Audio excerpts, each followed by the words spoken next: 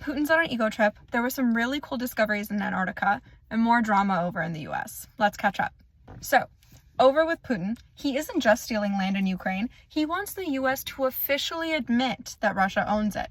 It's a very classic, recognize my authority, villainous type move. Putin is obsessed with Russia being seen as a quote-unquote great power. Think like 19th century empire vibes. And Ukraine fighting back is unacceptable, and it really hurts this fragile ego. Russia's economy is actually not a rival to US or China, but the nukes keep them in the convo. Meanwhile, they ignore Europe, calling them weak, and they're hyperfixated on their secret Anglo-Saxon plots. Sure, Vlad. Over in Canada, they're prepping for their election. They're also prepping for misinformation hell. Elections Canada is begging social media to stop fake election posts. Because if you thought that you could spot an AI deepfake, you probably can't. They've gotten really good. Over in Antarctica, they found some super cool stuff under the ice. So a Chicago-sized iceberg just dipped, exposing a hidden seafloor, and scientists expected this wasteland, basically.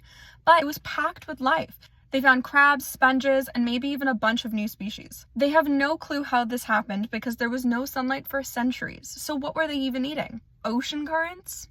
They have no clue, but with climate change, that does mean that there's more ice breaking and more interesting discoveries, which is a silver lining if I've ever heard of one. Over in the States, Yemen war plans got leaked in an unofficial group chat. ICE tried to deport a Columbia student over a protests. Trump's team fired thousands of feds, and they're now fighting in court not to rehire them. And the new CDC pick, who's not a doctor, might gut public health programs. Trump is also using a 1798 wartime law to justify deporting Venezuelans. Courts are opposing this. Trump's team is appealing. ICE parked a van outside of the UN headquarters like a stakeout. And Trump's mass deportation plans are already snagging US citizens by mistake. Seems like he's got everything under control. And that's everything you might have missed. I'll catch you in tomorrow's update.